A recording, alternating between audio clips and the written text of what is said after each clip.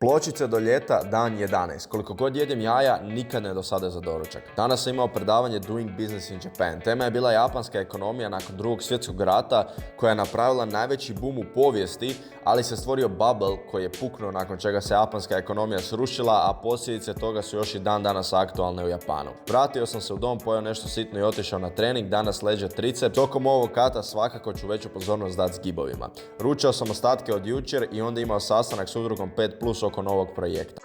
Kakve droge su dostupne na kioscima? Da. Koje, Svi to šta? znaju. Pa onaj CBD. Aha, to. Dovršio sam vodič za pločice koji će uskoro biti objavljen na stranici, popio sam proteinski shake i onda sam se bacio na edit videa.